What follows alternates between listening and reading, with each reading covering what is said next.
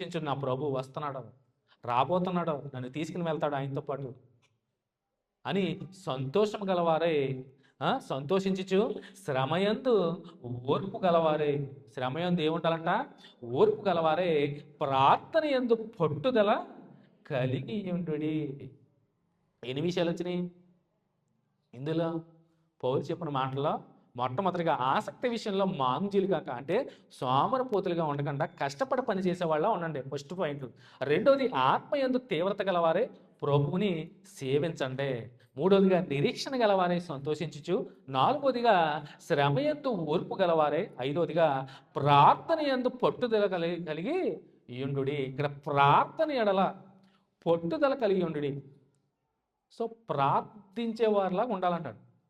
So ఏదేమైనా కానీ December నెలలో క్రిస్మస్ టాపిక్లో వెళ్ళి చెప్పడం అనేది చాలా ఇష్టం నాకు. ఎందుకంటే ప్రతిసారి నొక్కి చెప్తున్నానంటే ప్రార్థన సందర్భం వచ్చింది కాబట్టి. చూడండి, ప్రార్థన విషయంలో నేను ఇందాక చెప్పాను, మరియమ్మ గారు ఆమె గొప్ప ప్రార్థనా పరురాలు కాబట్టే ప్రభు కనుదృష్టి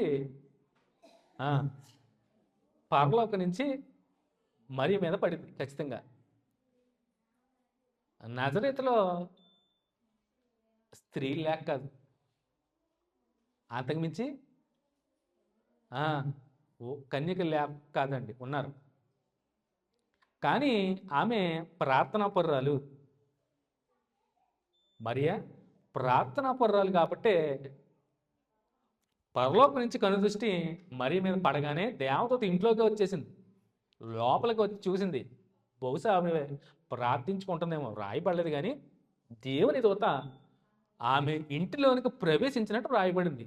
నాకు తెలిసి ప్రార్థన చేసుకుంటే ఉండొచ్చు బహుశా, ఎందుకంటే ఆవిడ ప్రార్థనా పరురాలు కాబట్టే దయాప్రాప్తురాలా అన్నాడు. చెప్పినప్పుడు ఆమె కొంచెం కంగారు పడినప్పుడు మరియా భయపడకము అన్నాడు. సో కృప పొందుకుందంటే ప్రార్థనా పరురాలు కాబట్టి ఖచ్చితంగా కృప పొందుకుంది. నజరేతులో స్త్రీ లేక కాదు, కన్యకులు లేక కాదు. సో ముందుగా ఆమె గొప్ప ప్రార్థనా పరురాలుగా కనపడుతుంది. అందుకనే ప్రభు కనుదృష్టి మరి మీద పడిందండి. సో ఈరోజు మరి ద్వారా కూడా కొన్ని విషయాలు మనం, ముఖ్యంగా స్త్రీలు, యవ్వన స్త్రీలు జ్ఞాపకం చేసుకోవాలి. నేను